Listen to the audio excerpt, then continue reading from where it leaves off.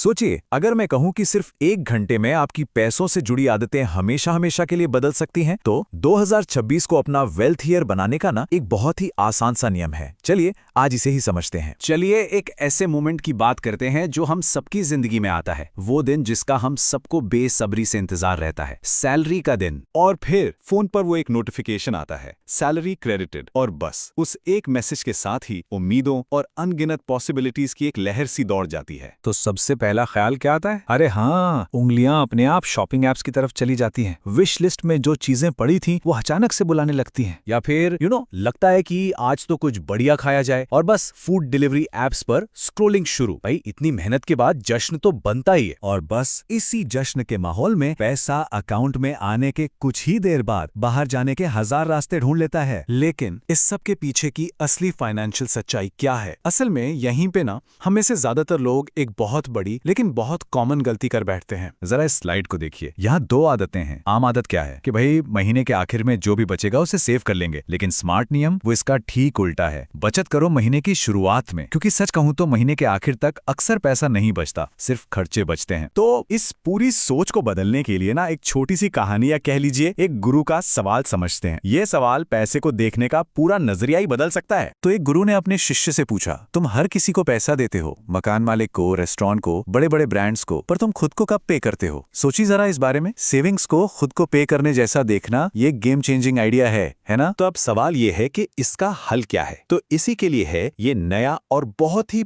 Powerful नियम, दी 1 our पे day rule. तो ये नियम आखिर है क्या? देखिए, ये बहुत ही सीधा साधा प्रिंसिपल है। जैसे ही सैलरी अकाउंट में आती है ना, उसके पहले 60 मिनट के अंदर अंदर अपनी इन्वेस्टमेंट का पैसा ट्रांसफर कर दो, बस इतना ही करना है। हाँ, आपने सही सुना, सिर्फ 60 मिनट। ये जो टाइम लिमिट है ना, यही इस रूल की असली ताकत है। ये बाद में कर लेंगे वाली आदत को खत्म कर देता है और आपको तुरंत एक्शन लेने पर मजबूर करता है। चलो अब इस प्रोसेस को ना एकदम सिंपल स्टेप्स में समझते हैं। स्टेप 1, सैलरी अकाउंट में आई। स्टेप 2, 60 मिनट का काउंटडाउन शुरू। स्टेप 3, अपनी SIP मतलब आपकी मंथली इन्वेस्टमेंट का अमाउंट ट्रांसफर किया। और स्टेप 4, अपने इमरजेंसी फंड में पैसा डाल दिया। देखा कितना आसान है, कोई भी इसे फॉलो कर सकता है। पर देखिए, सिर्फ एक्शन लेने से काम नहीं चलेगा। इस रूल को अपनी आदत बनाने के लिए ना एक बहुत जरूरी माइंडसेट शिफ्ट भी चाहिए। और ये स्लाइड इसी बदलाव को एकदम साफ साफ दिखाती है। हमारी पुरानी सोच क्या होती है? अरे अगर पैसा बचा तो इन्वेस्ट कर लूंगा, मतलब हम इसे एक ऑप्शनल लग्जरी मानते हैं। लेकिन नई सोच क्या है? मुझे अपने फ्यूचर सेल्फ को पे करना ही करना है, ठीक वैसे ही जैसे मैं घर का किराया देता हूँ। इसे एक जरूरी बिल मानिए जिसे आप टाल ही नहीं सकते। और जानते हैं इसका नतीजा क्या होता है? एक जबरदस्त आजादी। जब आपने अपना सबसे जरूरी काम यानी इन्वेस्टमेंट पहले ही कर लिया, तो जो पैसा बचता है ना, उसे आप बिना किसी गिल्ट के,